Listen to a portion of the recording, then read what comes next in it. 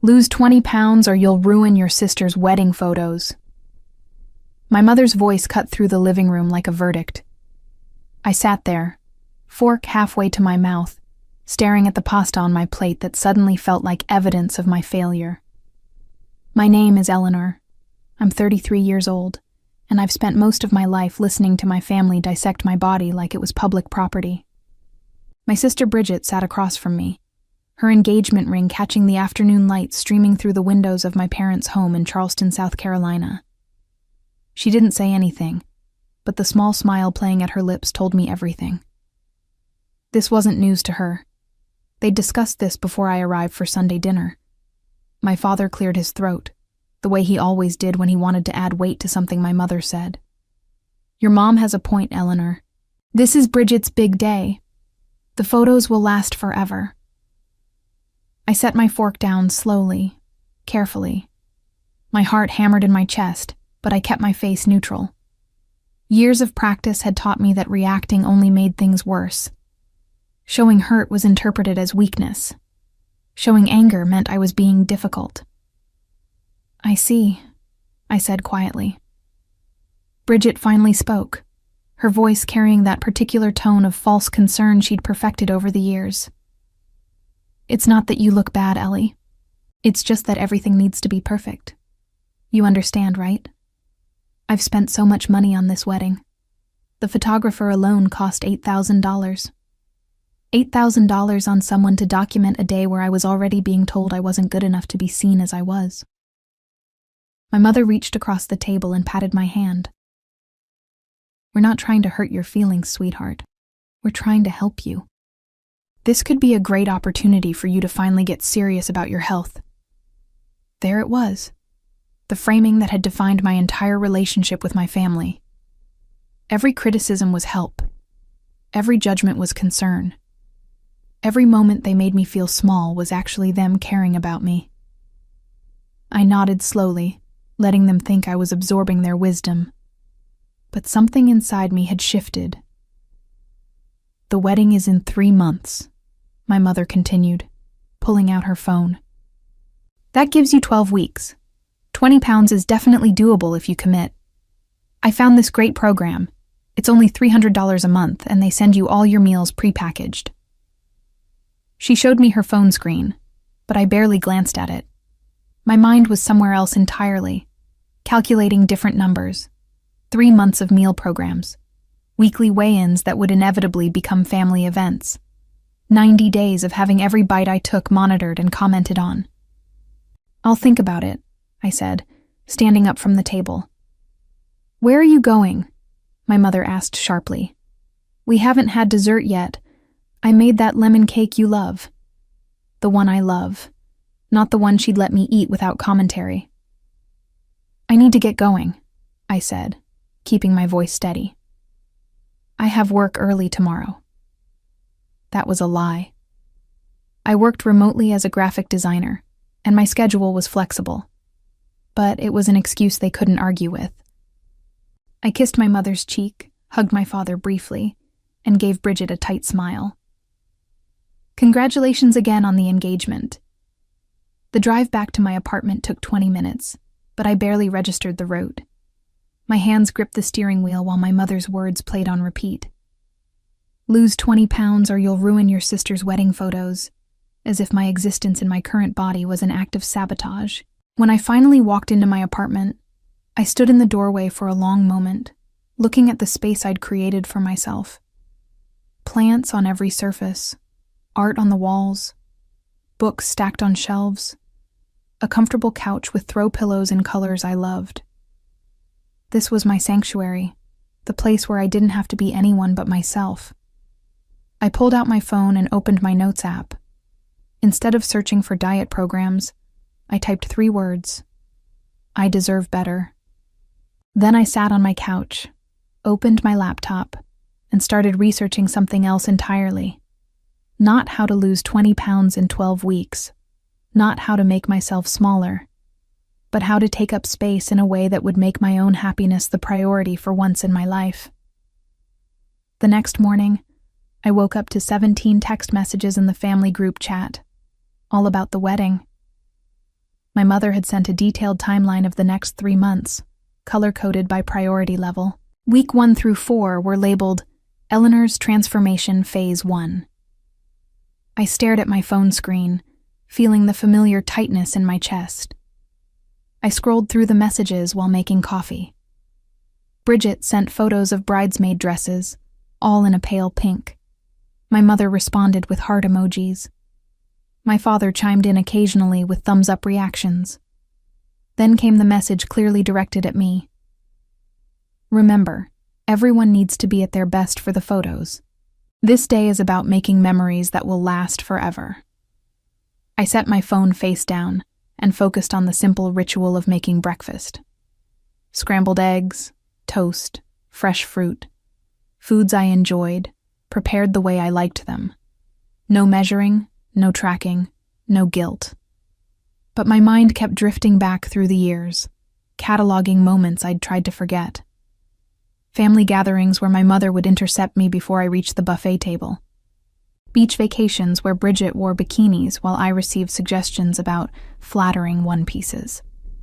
Holiday photos where I was consistently positioned behind other family members, easy to crop out if needed.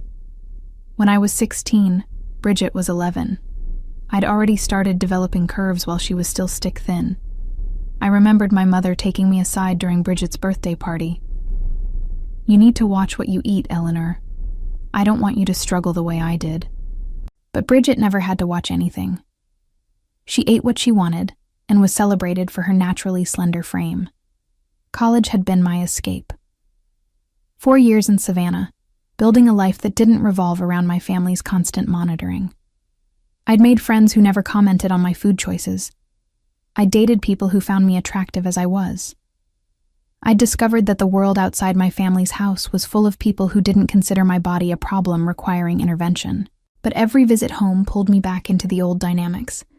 The comments would start within hours. "Have you tried that new diet? You have such a pretty face. If you just lost a little weight, you'd be perfect." The worst part was how they treated Bridget differently. My younger sister had grown into their ideal. Thin, blonde, conventionally pretty. She worked as a real estate agent, a job my mother constantly praised as perfect for someone with Bridget's looks and charm. And I was the contrast, the before picture, the cautionary tale. I'd tried to talk to Bridget about it once, 3 years ago during Christmas. "Do you ever notice how differently they treat us?" I'd asked. She'd looked at me with genuine confusion. "What do you mean?" "The comments about my weight, the way Mom monitors what I eat. You don't get that." She'd laughed. Actually laughed. "Ellie, that's because you're sensitive about it. If you didn't make such a big deal about your weight, they wouldn't have to worry about bringing it up carefully." My phone buzzed again. Another message from my mother. "Eleanor, I forwarded you information about a gym near your apartment. They have a special new member rate. I thought it might help with your goals." My goals. As if losing weight had ever been my goal rather than their demand. I picked up my phone and typed, "Thanks for thinking of me." Neutral, polite, giving them nothing to criticize. But I didn't open the gym information. Instead, I opened my banking app and looked at my savings account. The balance showed $42,000, more than enough for what I was beginning to consider. I spent the rest of the day working on client projects, designing logos and websites for people who cared about my creativity, not my dress size. That evening, I went for a walk through my neighborhood. Charleston in early spring was beautiful, the historic streets lined with blooming azaleas. Before bed, I opened my laptop again and continued the research I'd started the night before. Wellness retreats. Not weight loss camps, but actual retreats focused on rest, renewal, and self-care.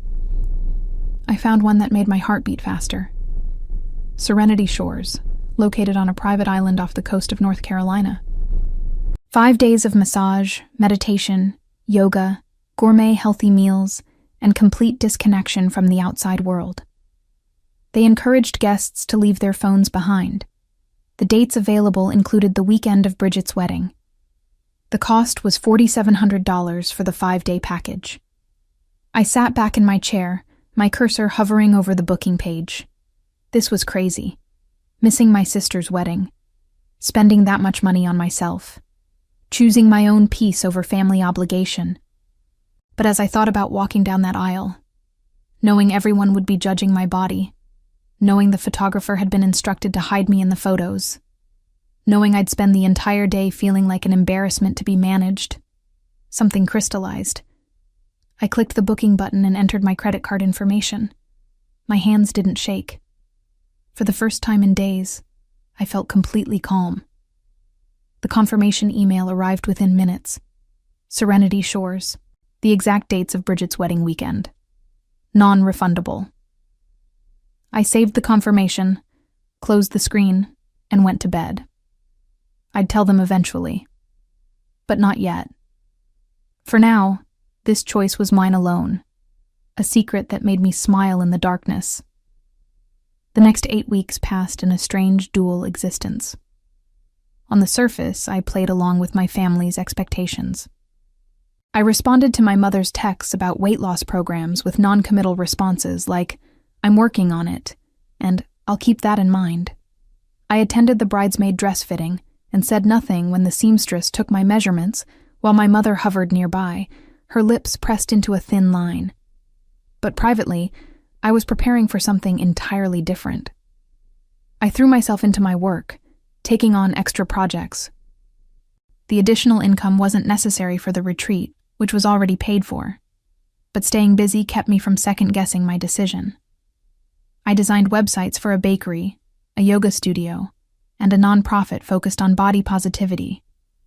That last project felt particularly meaningful. My apartment became my sanctuary in a way it never had before. I stopped accepting every invitation to my parents' house for Sunday dinner, claiming work deadlines. The less time I spent with them, the clearer I could see the patterns I'd been trapped in. Bridget called me one evening, 6 weeks before the wedding. "I'm sending you the final timeline for the wedding day. Hair and makeup start at 7 a.m., so you'll need to be at Mom and Dad's by 6:30.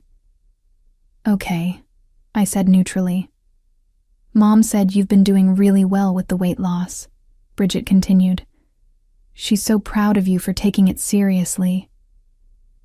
I hadn't lost a single pound, hadn't tried to, hadn't changed anything about how I ate or existed in my body. But my mother had clearly decided to tell Bridget what she wanted to hear. "That's nice," I replied. "I really appreciate it, you know," Bridget said. "I know I can be a little intense about the wedding planning, but it's just because I want everything to be perfect." "Sure," I said, because what else was there to say? After we hung up, I sat on my couch and thought about the wedding day timeline. 6:30 a.m. to start getting ready. Photos all day. Ceremony at 4 p.m. Reception until 11 p.m. 16 and a half hours of performing the role of the good sister who'd successfully shrunk herself into acceptability. Instead, I'd be checking into Serenity Shores at noon, being handed herbal tea and a welcome packet. The contrast made me laugh out loud. 4 weeks before the wedding, my mother hosted a bridesmaids' luncheon at her country club. I attended, wearing a simple dress, and endured 2 hours of wedding talk while picking at an overpriced salad. The other bridesmaids were Bridget's friends from college and work, women I barely knew. They all looked similar to Bridget, slender and polished.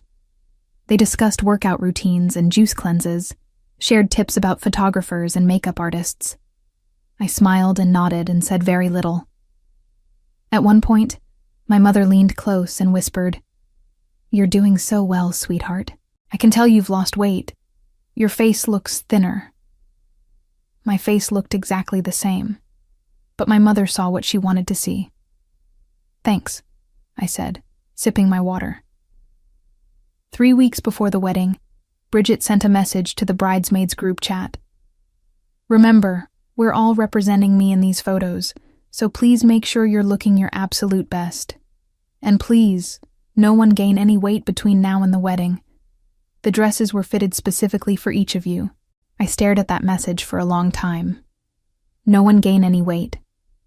as if our bodies were decorations she'd arranged for her special day. The other bridesmaids responded with laughing emojis and reassurances. I sent nothing. 1 week before the wedding, my mother called. "Eleanor, I need you to come by this Sunday. We're having a final fitting for the dresses." "I can't this Sunday," I said. "I have a work deadline." "This is more important than work," my mother said sharply. "This is your sister's wedding." "The dress fit fine at the last fitting," I said. "I'm sure it's still fine." There was a long pause. "Have you been following the program we discussed? You sound defensive." "I'm not defensive, I'm just busy." Another pause. "Eleanor, if you've gained weight, we need to know now so adjustments can be made." I closed my eyes. "The dress fits.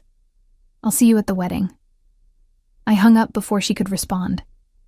That night, I pulled up the confirmation email from Serenity Shores and read through the details again. Check-in was noon on Friday. The wedding ceremony was Saturday at 4 p.m. I'd be unreachable on a private island, my phone locked away, my only responsibility to breathe and exist. I also drafted an email to send to my family on Friday morning. "I won't be attending the wedding. I've made other plans. I wish you all a beautiful day." No explanation, no justification, no apology. I saved it as a draft and felt a weight lift. 3 days before the wedding, Bridget sent individual texts to all the bridesmaids with specific instructions. Mine included, "So glad you took Mom's advice seriously. You're going to look great in the photos." I didn't respond. The night before I left for Serenity Shores, I packed a small bag. Comfortable clothes, a book, a journal. I set an alarm for 6 a.m., planning to be on the road before any family members might drop by. I also finalized the email and scheduled it to send at 8 a.m. Friday morning after I'd be well on my way. As I lay in bed that night, I felt no anxiety, no guilt, no second thoughts. Just a deep, peaceful certainty that I was finally putting myself first. Tomorrow, my family would expect me to show up and play my role. Instead, I'd be choosing myself. And whatever consequences came from that choice, I was ready. Because I deserved better than spending my sister's wedding day feeling like an apology in human form. I deserved peace, respect, and the freedom to exist in my body without shame. And I was about to claim exactly that. Friday morning arrived with sunshine streaming through my bedroom window. I woke before my alarm, feeling a clarity I hadn't experienced in months. While my family still slept, believing I'd be showing up for final wedding preparations tomorrow, I loaded my car and drove out of Charleston. The coastal highway stretched before me, and with each mile, I felt lighter. I stopped for coffee at a small cafe 2 hours into the drive, and when the barista handed me a blueberry muffin I'd ordered without a second thought, I realized I hadn't calculated calories or felt guilty in weeks. My phone stayed silent until exactly 8 a.m. Then it exploded. I was crossing a bridge when the first call came through. My mother. I let it go to voicemail. 30 seconds later, she called again. Then Bridget. Then my father. The calls came in a relentless pattern while I drove, my phone buzzing constantly. I knew the scheduled email had sent. I imagined my mother checking her inbox over morning coffee, expecting confirmations. Instead, finding my simple declaration of absence. I pictured Bridget's face, the immediate family meeting, the frantic calls. A text from my mother lit up my screen. "This is not funny. Call me immediately." Then Bridget. "Are you serious right now? Today? You're doing this today?" My father's message was shorter. "Very disappointed. Call your mother." I turned my phone to silent and kept driving. The texts continued, piling up unread. I caught glimpses at red lights. Words like selfish and ungrateful and ruining everything scrolled past. Bridget sent 14 messages in 10 minutes, a progression from anger to bargaining to threats. An hour from my destination, I pulled over at a rest stop. I sat in my car and finally read through the messages. My mother had sent paragraphs. Long texts about family obligations and disappointment and how much money had been spent. She invoked every favor she'd ever done for me, every sacrifice, every reason I owed them my presence. After everything we've done for you, one text read. After raising you, supporting you, paying for your education, this is how you repay us? By abandoning your sister on the most important day of her life? Bridget's messages were more direct in their cruelty. I knew you were jealous, but I didn't think you'd actually sabotage my wedding. This is beyond petty. This is pathetic. Another. Mom said you've been lying about losing weight. I defended you. But you did, didn't you? You never tried. You never cared. And another. You're not just hurting me. You're hurting the whole family. Everyone will ask where you are. What am I supposed to tell them?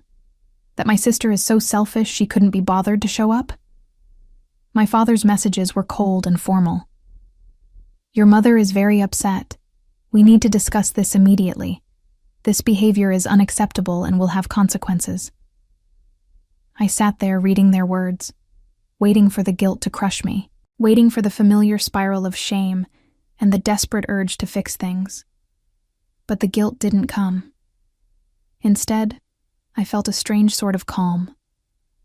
Because everything they'd written proved exactly why I'd needed to leave. Not one message asked if I was okay. Not one person questioned why I might have made this choice. Every word was about their disappointment, their inconvenience, their feelings. I typed out a single response. I'm safe. I'm taking care of myself. Please enjoy the wedding. Then I turned off my phone completely and got back on the road. The last hour took me through small coastal towns and finally onto a private causeway. Serenity Shores sat on a barrier island, accessible only by appointment. At the gatehouse, I gave my name and watched the guard check his list before waving me through. The retreat center appeared through the palm trees like something from a dream. White buildings with blue shutters, connected by crushed shell pathways, gardens full of native plants, the sound of waves in the distance. I parked and walked to the main building, my bag over my shoulder. The lobby was cool and quiet, decorated in soft blues and greens, with large windows overlooking the ocean. A woman about my age approached with a genuine smile. Eleanor? Yes, I said. Welcome to Serenity Shores. I'm Jennifer. We're so glad you're here. She didn't comment on my body. Didn't suggest I'd made the right choice by coming here to work on myself. Didn't frame this as a weight loss opportunity. She just welcomed me. As I was. Jennifer handed me a folder with my schedule. Morning yoga, meditation sessions, massage appointments, healthy meals, free time to walk the beach, read, or simply exist without obligation. We ask that you turn in your phone and any other devices, Jennifer explained. We find that complete disconnection allows for deeper relaxation. You'll get everything back when you check out on Tuesday. I handed over my phone without hesitation. She locked it in a small safe and gave me a key. Whenever you're ready to reconnect. But I wasn't ready. I might never be ready. Jennifer walked me to my cottage, a small building with a private porch facing the ocean. Inside was a comfortable bed, a bathroom with a deep tub, and a sitting area with books and art supplies. Lunch is served at 1 p.m., Jennifer said. But if you'd prefer something lighter now, I can have tea and fruit brought to your cottage. That would be wonderful, I said. After she left, I stood on the porch and looked out at the Atlantic Ocean. Somewhere several hours south, my family was spiraling. Bridget was probably crying. My mother was probably calling every family member to complain. My father was probably calculating how to spin my absence. And I was here, breathing salt air, feeling the sun on my face, existing in my body without apology. A staff member arrived with a tray containing herbal tea and fresh fruit. I sat on the porch, ate slowly, and felt something I hadn't felt in my family's presence in years. Peace. Tomorrow, while Bridget walked down the aisle, I'd be in a yoga class. While the photographer arranged the bridal party, I'd be getting a massage. While my family sat down to reception dinner, I'd be watching the sunset from the beach. And for the first time in my life, I wouldn't be shrinking myself to make room for someone else's vision of who I should be. The afternoon passed in a gentle blur. I unpacked my few belongings, took a long bath in the deep tub, and wrapped myself in the plush robe provided. At 1 p.m., I walked to the dining pavilion for lunch. The space was open air with a thatched roof, ceiling fans circulating the ocean breeze. About a dozen other guests sat at various tables, some alone with books, others in quiet conversation. The atmosphere was peaceful, contemplative. Lunch was grilled fish, quinoa salad, roasted vegetables, and fresh fruit. The food was beautifully prepared and served on handmade pottery. I ate slowly, tasting every bite, feeling grateful for nourishment without judgment. A woman at the next table caught my eye and smiled. "First time here?" "Yes," I said. "You?" "Third visit. I come every year for my birthday. It's my gift to myself." She was probably in her 50s, with silver hair and kind eyes. Best decision I ever made, learning to prioritize my own peace. We chatted for a few minutes. She didn't ask what brought me here, and I appreciated that. Everyone at Serenity Shores had their own reasons for seeking refuge, and those reasons were private. After lunch, I attended an afternoon meditation session in one of the garden pavilions. The instructor guided us through breathing exercises and body awareness practices. At one point, she said something that struck me deeply. "Your body is not a problem to solve. It's a home to inhabit with kindness." I felt tears slip down my cheeks, unexpected and relieving. The evening brought dinner in the same peaceful pavilion, followed by an optional sunset walk on the beach. I joined a small group, all of us quiet as we strolled along the shore. The sun painted the sky in oranges and pinks, and the rhythm of the waves seemed to sync with my heartbeat. Back at my cottage, I found the bed turned down and a small lavender sachet on my pillow. I slept deeply that night, the kind of sleep that comes from complete safety. Saturday morning, the day of Bridget's wedding, I woke naturally without an alarm. The sunrise filled my cottage with soft golden light. I lay in bed for a long time, thinking about what was happening back in Charleston. Right now, my mother would be frantic. The house would be full of hairstylists and makeup artists and nervous energy. Bridget would be in her room, probably crying over my absence, her perfect day already marred. My empty seat would be glaringly obvious. The bridal party photos would have an asymmetrical gap. Every family member would be whispering, speculating, judging. And I felt no urge to save them from that discomfort. I got up and dressed in comfortable clothes, then walked to the morning yoga class. The session was held on a deck overlooking the ocean, the sound of waves providing a natural soundtrack. For 90 minutes, I moved through poses that made my body feel strong and capable. The instructor offered modifications without judgment, encouraging us to honor our body's needs. After yoga came breakfast. Fresh smoothies, perfectly ripe fruit, yogurt with local honey, homemade granola. I sat alone at a table with an ocean view and ate every bite without once thinking about calories. At 10 a.m. back in Charleston, the photographer would be arriving. The staged getting ready photos would begin. Someone would be explaining my absence to confused relatives. My mother would probably be composing a cover story. At 11 a.m. I had a massage appointment. The therapist worked in a small building surrounded by gardens. She used warm oil scented with eucalyptus and lavender, working tension from my shoulders and back. "You're holding a lot of stress here," she murmured, working a knot between my shoulder blades. "Whatever you're worried about, try to let it go. Just for now." I closed my eyes and released everything. Bridget's disappointment, my mother's anger, my father's cold disapproval, The family members who would judge me as selfish, difficult, the problem child who'd finally proven them right. Let them think what they wanted. Let them tell whatever story made them feel better. I was here, in this moment, breathing and existing, and finally choosing myself. At noon, I ate lunch on my cottage porch. A staff member had delivered a beautiful meal, and I sat watching the ocean while eating fresh salad and grilled shrimp. Back in Charleston, the wedding party would be gathering for pre-ceremony photos. Bridget would be in her dress, surrounded by her friends, all of them perfectly styled. The photographer would be arranging them in flattering configurations. At 2 p.m., I walked down to the beach and found a comfortable chair under an umbrella. I read my book, occasionally looking up to watch the waves or the birds. The ceremony would start in 2 hours. Guests would be arriving at the venue, a historic plantation house my parents had rented. People would be asking about me. Where's Eleanor? Is she sick? What happened? And what would they say? That I'd abandoned my sister. That I'd proven myself to be exactly the selfish person they'd always suspected. That this was typical Eleanor behavior, dramatic and attention-seeking. At 4 p.m., I was scheduled for an aromatherapy session.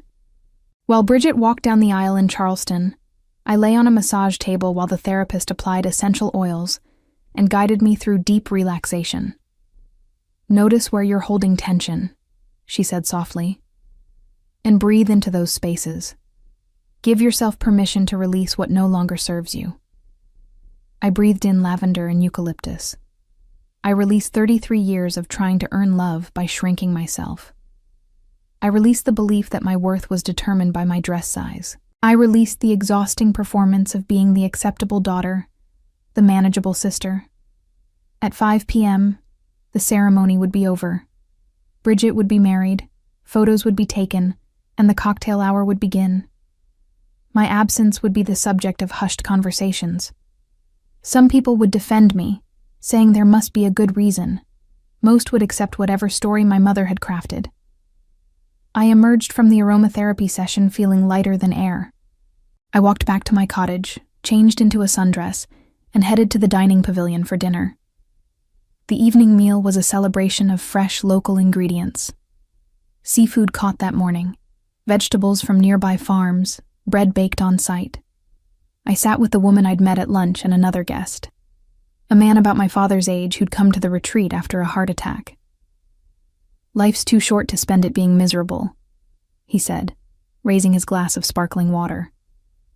"Took me 58 years to figure that out, but better late than never." We toasted to second chances and new beginnings. At 8 p.m., the reception would be in full swing. Dancing, toasts, the cutting of the cake. My empty seat at the family table would be a reminder, a gap in the perfect tableau. But I was here, finishing a perfect meal, watching the sun set over the ocean, surrounded by people who'd chosen peace over obligation. After dinner, I walked the beach alone. The moon was nearly full, casting silver light across the water. I walked for over an hour, feeling utterly free. Sunday morning arrived with the gentle sound of waves and birdsong. I woke slowly, stretching in the comfortable bed, feeling rested in a way I hadn't experienced in years. No alarm, no obligations, no performance required. I knew my phone was still locked in the safe, filling up with messages I wasn't ready to read. The wedding was over. The reception had concluded. My family had made it through the day without me, and I'd survived my own rebellion. After morning yoga and a breakfast of fresh fruit and oat porridge, I spent the late morning walking the grounds. The retreat covered about 20 acres, with carefully maintained gardens, meditation spaces, and quiet corners designed for reflection. I found a bench overlooking the ocean and sat for a long time, thinking about everything that had led me to this moment, not just the past few months, but the entirety of my relationship with my parents and Bridget. The patterns had been there from the beginning. I'd just been too close to see them clearly. My mother's love had always been conditional.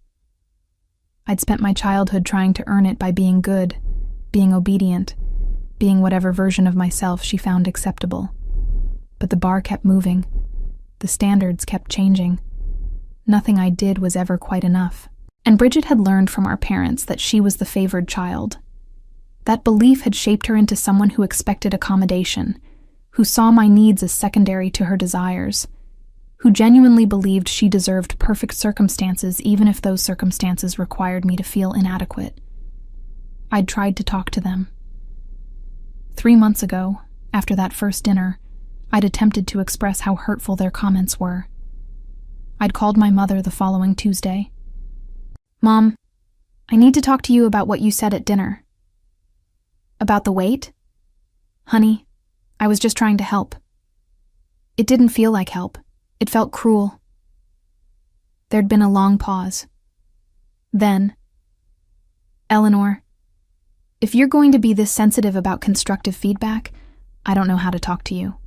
I'm your mother. I want what's best for you. What's best for me is being accepted as I am. But you're not at your best right now. You could be healthier, happier, more confident if you just made some changes.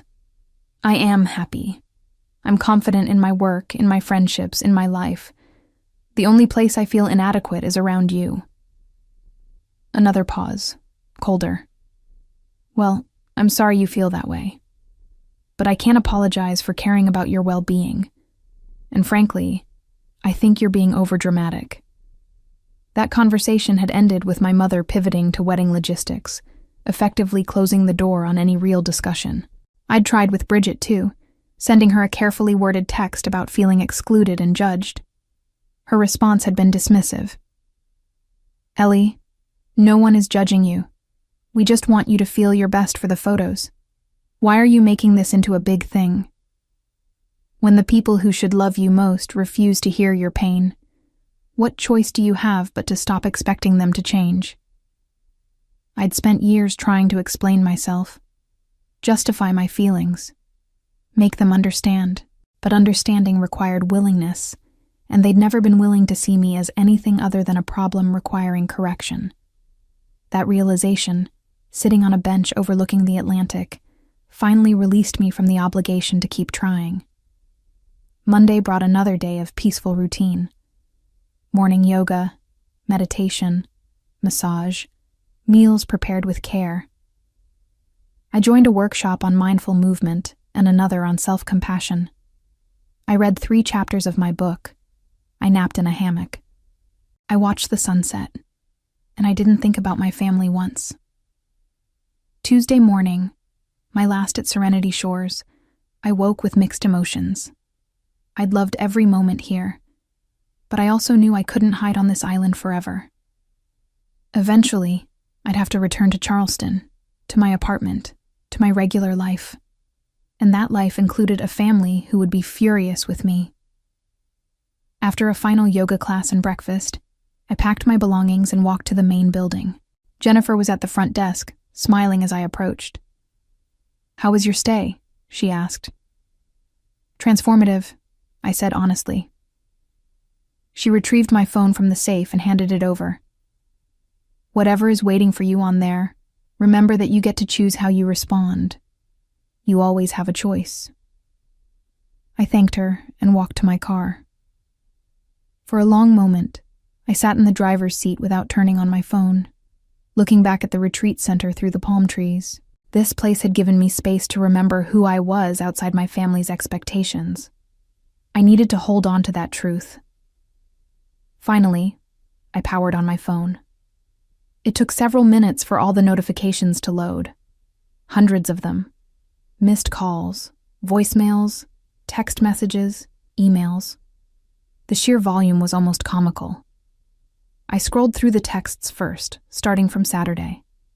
The messages from my mother were increasingly frantic throughout the wedding day. By evening, they'd turned angry. By Sunday morning, she'd moved into guilt tripping, sending long messages about how I'd humiliated the family and destroyed Bridget's special day. Bridget's messages followed a similar pattern: anger, then desperation, then icy rage. Her Sunday night text read, "I will never forgive you for this. You're dead to me." My father had sent 3 texts total, each one a variation on, "Call your mother." There were also messages from my aunt, 2 cousins, and a few family friends, all asking if I was okay, or where I'd gone. Those messages at least seemed concerned about my well-being, rather than just angry. The voicemails were more of the same. I deleted them without listening after the first 2. Then I opened my email and found something unexpected. A message from Bridget sent Sunday afternoon with the subject line, "Since you asked." I clicked it open and found a single photograph attached. It was the formal bridal party photo, taken after the ceremony. Bridget stood in the center in her wedding dress, surrounded by 4 bridesmaids in their pale pink dresses. They were arranged on the steps of the plantation house, perfectly posed and smiling.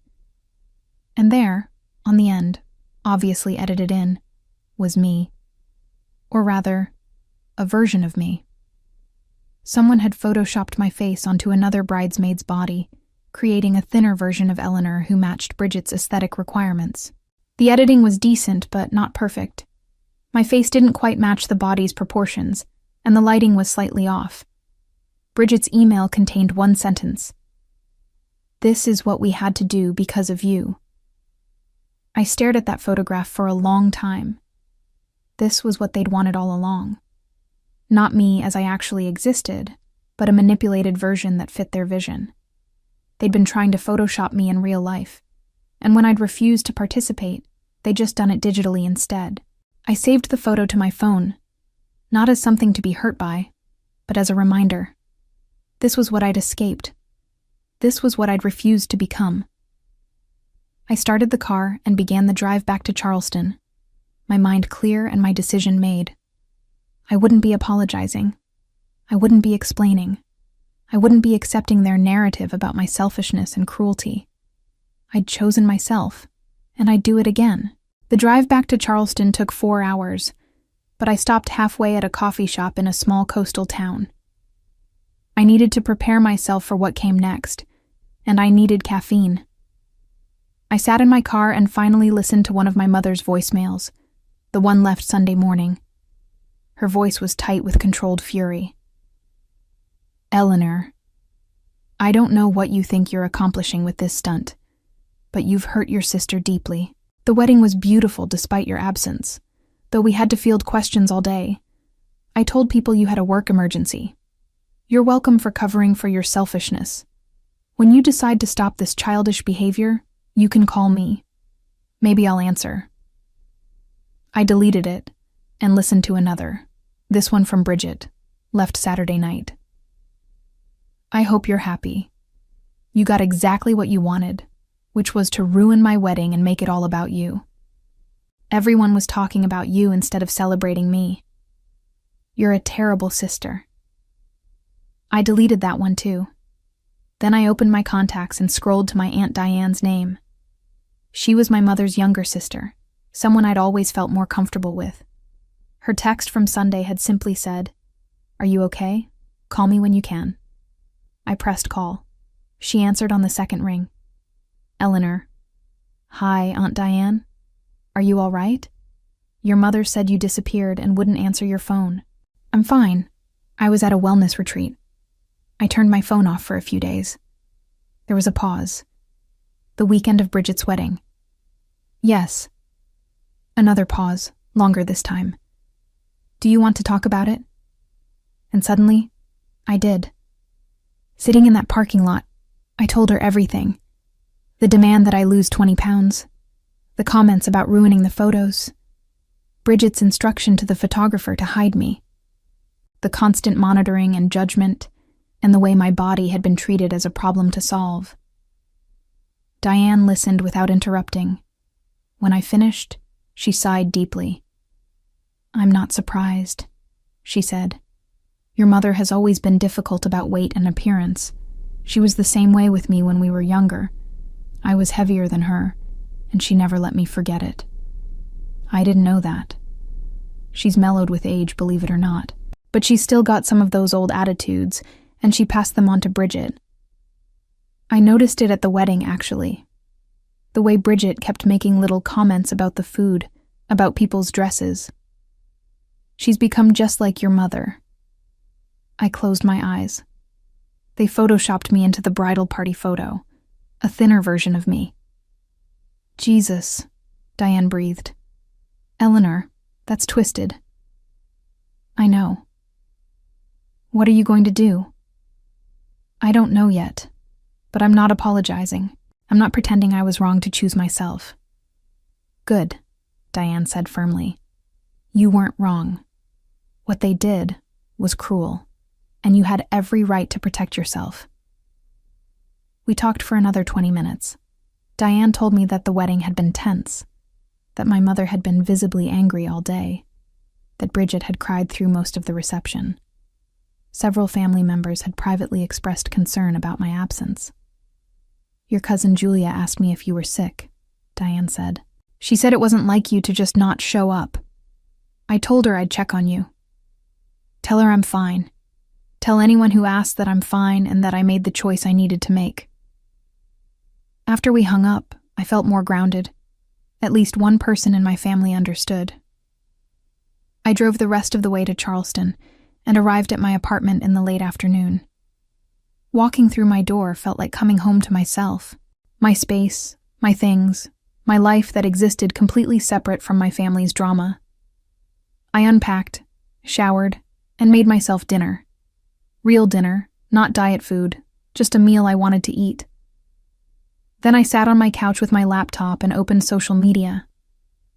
Bridget had posted wedding photos, of course. Her Instagram was a curated gallery of the perfect day. Beautiful dress, handsome groom, stunning venue, golden hour lighting. The bridal party photo she'd posted was the edited one, with photoshopped Eleanor smiling on the end of the line. I screenshot it and saved it to a folder. Then I drafted a post of my own. I didn't publish it yet, but I wrote it out. "This is me at a wellness retreat where I spent my sister's wedding weekend. I wasn't invited to leave. I chose to. After being told I needed to lose 20 pounds or I'd ruin the wedding photos, I decided my peace was worth more than performing for people who see my body as a problem. This weekend, I chose myself, and I'd do it again." I attached a photo from Serenity Shores, one of me on the beach at sunset, smiling genuinely. The staff photographer had taken it on my second day, and it captured something I rarely saw in photos of myself. Pure, unfiltered happiness. I saved the draft and closed my laptop. I'd decide later whether to post it, but writing it out felt powerful, claiming my narrative before they could cement theirs. That night, I slept peacefully in my own bed, completely unbothered by the messages still piling up on my phone. Wednesday morning, I woke to find my mother had called 4 times before 8 a.m. I let them all go to voicemail and made myself breakfast instead. Around 9, she called again. This time I answered. "Eleanor." Her voice was ice. "Hi, Mom. I think it's time we had a conversation about your behavior this past weekend." "Okay," I said calmly. "Bridget is devastated. She spent months planning that wedding, and you couldn't be bothered to show up. Do you have any idea how humiliating that was?" "What did you tell them?" "I told them you had a family emergency. I lied to protect you." "You're welcome." I took a sip of my coffee. "I didn't ask you to lie for me. What was I supposed to say? That you threw a tantrum because we hurt your feelings?" "You could have told them the truth. That you demanded I lose 20 pounds to be in the wedding photos and I chose not to participate." Silence. Then, "That's not what happened. We suggested you might be more comfortable if you made some healthy changes. We were trying to help you. You told me I'd ruin the photos if I didn't lose weight. Those were your exact words." "You're twisting things, Eleanor. You always do this. Make yourself the victim when people are just trying to support you." I felt the old pattern trying to reassert itself. The gaslighting, the revision of history. But I'd had 5 days of clarity, and I could see it now for what it was. "Mom, I'm not going to argue about what happened. I know what was said. I know how it made me feel. and I chose to protect myself rather than spend Bridget's wedding feeling terrible. Protect yourself? From your own family? That's ridiculous. Is it? You photoshopped me into the bridal party photo. A thinner version of me. Because even in my absence, you couldn't accept me as I actually am. Another silence. Bridget needed a complete bridal party for the photos. It was important to her. Then she should have accepted the bridal party she actually had, not the edited version she wished for. I don't know who you think you are talking to me like this. I'm someone who deserves respect, even from her own mother. My mother's voice went cold. If you want respect, you need to act respectably. What you did was selfish and cruel, and until you apologize to your sister, I don't think we have anything else to discuss. I'm not apologizing. I didn't do anything wrong. Then I guess we're done here. She hung up. I set my phone down and realized my hands were shaking, but not from fear or doubt, from the sheer energy of finally standing my ground. An hour later, Bridget called. I almost didn't answer, but I knew we'd have to have this conversation eventually. Hi, Bridget. Don't hi, Bridget me. Do you have any idea what you put me through? I imagine it was difficult having your wedding day not go exactly as planned. Difficult? It was a nightmare. Everyone was asking about you. The photos look weird with the uneven number. Mom had to make up a story. I'm sorry your photos didn't turn out the way you wanted. That's it? That's your apology? I'm not apologizing for missing the wedding. I'm sympathizing that you're disappointed. You're unbelievable. This was the most important day of my life, and you ruined it because you couldn't handle some constructive feedback. It wasn't constructive feedback, Bridget. It was a demand that I change my body to meet your aesthetic standards, and I chose not to do that. So you punished me for it? On my wedding day? I didn't punish you. I chose myself. There's a difference. No, there isn't. You knew what missing the wedding would do. You knew it would hurt me. You did it anyway. I took a deep breath. Bridget, I spent 5 days at a wellness retreat taking care of my mental health. I spent the weekend learning to respect my body. I'm sorry that my choice felt like an attack on you, but that says more about your expectations than my intentions. My expectations? I expected my sister to show up. That's a pretty basic expectation. You expected me to show up after telling me I needed to lose weight or I'd ruin your photos. After instructing the photographer to hide me. After treating my body like a problem you had to manage. I never said you'd ruin the photos. Mom did, and you agreed with her. You sent me gym recommendations and diet plans. You made it clear my body wasn't acceptable to you. Because I care about you. If you cared about me, you would have defended me when Mom said those things. You would have told her it was cruel. But you didn't, because you agreed with her. Bridget was crying now. You're my sister. You were supposed to be there. I'm your sister, and you were supposed to love me as I am. We both had expectations. We both were disappointed. She hung up without another word. I sat in my apartment feeling emotionally exhausted, but oddly lighter. These conversations needed to happen. My family wanted contrition, a return to the status quo where I absorbed their criticism. I was offering something else entirely. Boundaries, self-respect, and the truth. That afternoon, my cousin Julia called. I heard you went to a spa retreat instead of the wedding. News travels fast. Aunt Beverly is telling everyone you had a breakdown. I wanted to hear your version. I told her. Not all the details, but enough. Julia listened, and then said quietly, That's messed up, Eleanor. I'm sorry they did that to you. That evening, I made my decision. I published the post I'd drafted. The photo of me at the beach with the caption about choosing myself. Within an hour, the comments started coming in. Friends offering support, strangers sharing similar stories, and then family members saw it. My phone exploded with new messages, but this time, I was ready. The post went viral in a way I never expected. By Thursday morning, it had been shared thousands of times, with comments ranging from supportive to curious to outraged. People were messaging me asking for the full story. My mother called at 7 a.m., her voice shaking with rage. "Take that post down immediately." "No. Eleanor, you're humiliating the entire family. People are messaging me asking what happened. This is completely inappropriate." What's inappropriate is demanding someone lose weight to be in wedding photos and then photoshopping them when they refuse. "You're making us sound like monsters. We were trying to help you." Then you should have no problem with me sharing what happened. If your intentions were good, why are you ashamed of people knowing? She had no answer to that. Bridget was more direct. Her text read, "Delete that post or I'm blocking you from my life forever." I responded, "I'm sorry you're upset, but I'm not taking it down. This is my truth, and I have a right to share it." She blocked me anyway. But not all the family reactions were negative. My Aunt Diane commented publicly, "Proud of you for choosing yourself. You look radiant in this photo." Several cousins liked her comment and added their own support. And then something unexpected happened.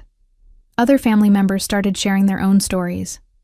My cousin Maya posted about being criticized for gaining weight after her pregnancy.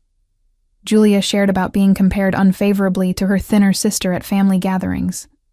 The pattern was bigger than just me and Bridget and my mother. It was generational, systemic, a legacy of criticism passed down and normalized. By Friday, my inbox was full of interview requests. A writer for a women's health website wanted to talk about body autonomy at family events. A blogger focusing on wedding culture wanted my perspective on bridal party expectations. A podcaster covering family dynamics wanted to discuss boundary setting.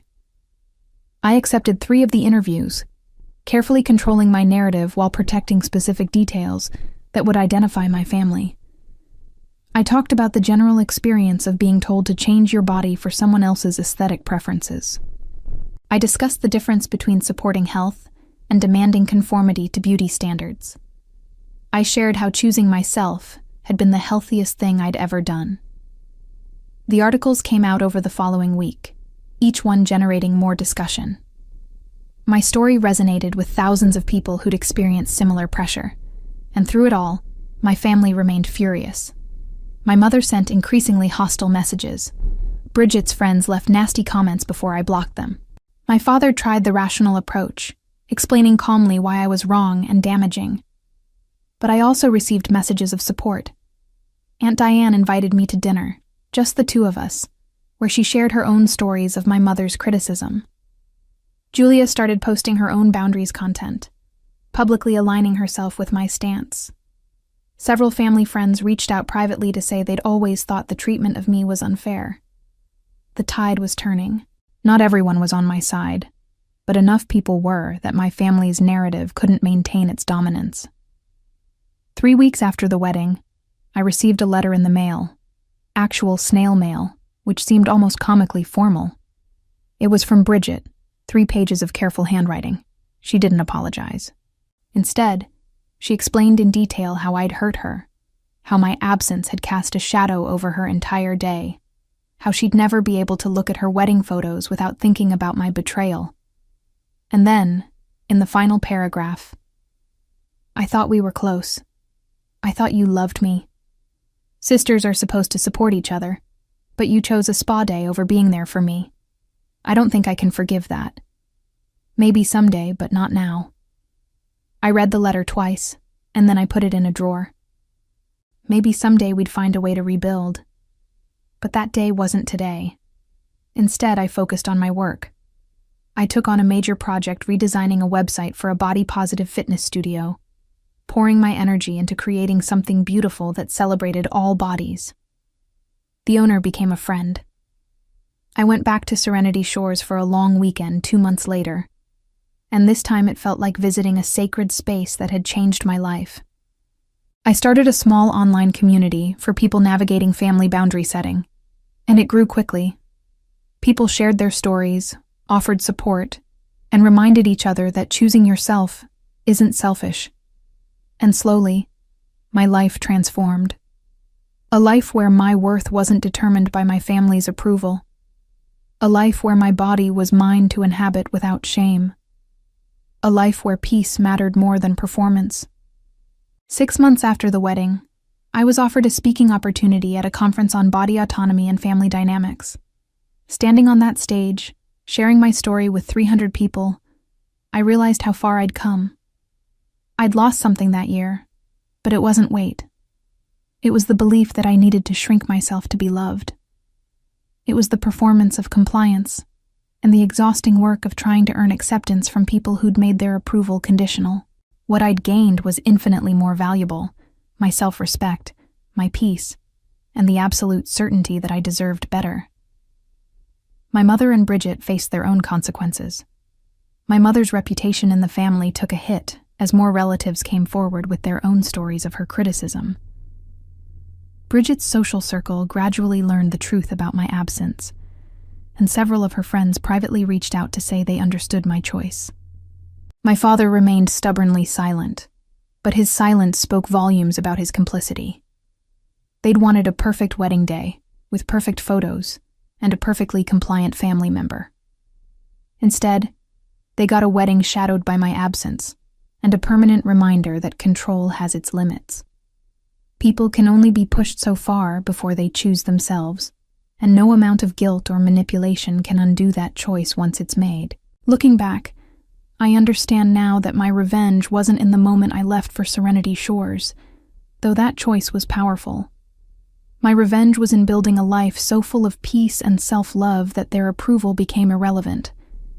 My revenge was in refusing to be small, in taking up space, in living loudly and unapologetically in the body they'd told me to hide. The ocean breeze at Serenity Shores had whispered a truth I'd been afraid to hear my whole life.